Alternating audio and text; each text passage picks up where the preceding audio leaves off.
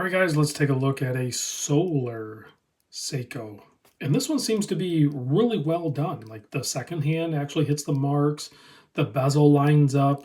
So I don't know if I just got a good example, or I think the trend is that some of the quality control over Seiko is being enhanced and they're actually doing a little bit better job. And I think you'll see that as you're watching other YouTube channels, some of the newer Seikos coming in, you'll see them like point things out. And I'm telling you, I think things are like hopefully getting cleaned up a little bit. Hopefully it's a trend that keeps going. But this is the SNE591.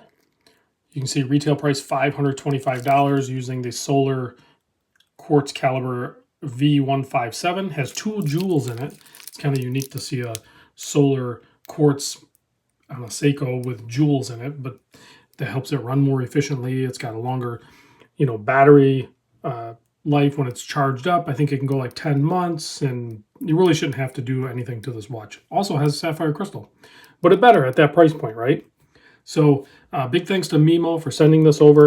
I'm going to put a link to his website down below. Check it out. There is a discount. As soon as you go to his website, when you click on the link that I'm going to provide to you, there's a discount code there. So don't get hung up on the $525, guys. You're going to pay less. 100% guaranteed you're going to pay less than the full retail on this thing. The accuracy on this movement, plus minus 15 seconds per month. Yeah. So that's what's really cool about the quartz and the solar quartz. And it's nice to have something like this in the collection that you can just grab and go.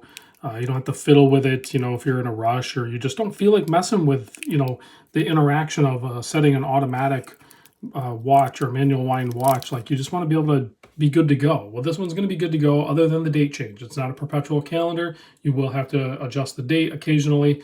But other than that, you're pretty much good to go with this thing. Now that I've rambled for about 2 or 3 minutes now, we can talk about the size. So I measured the case at 42. So I'm thinking it's more like a 42 millimeter case, but they're measuring more like 42.9, but I think that's capturing it at the bezel and stuff. It's going to wear more like a 42. So don't get scared of that almost 43 millimeter measurement you're going to see everywhere. It definitely wears more like a 42. The lug to lug is a 49. You can see you have drilled lugs, excellent brushing on the side. Really good finishing on this too.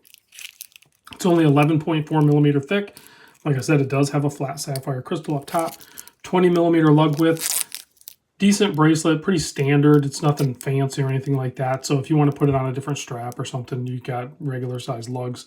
So 20 mil, no big deal. It is split pin design, so you can easily size this. It's really quick.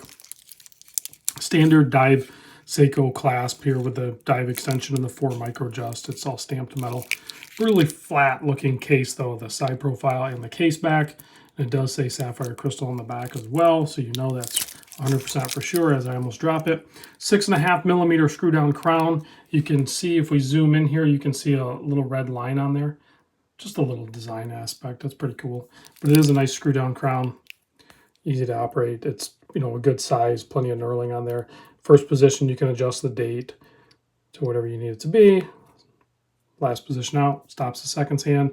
Then you can adjust the hour and minute hand easily. Super legible. Go ahead and screw that back down. Keep the 200 meter water resistance on this. Okay, so I want to say a couple other things about this watch that I really, really, really love. One, I love this metal ring on the inside here of these bezels. I'm figuring that out, like with my Breitling Super Oceans, and I don't know. I think I got a couple other watches around here that have that, and I really like that feature. The other thing is this bezel insert.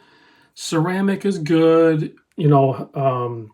Sapphire bezel inserts are good. Metal is all cool and everything.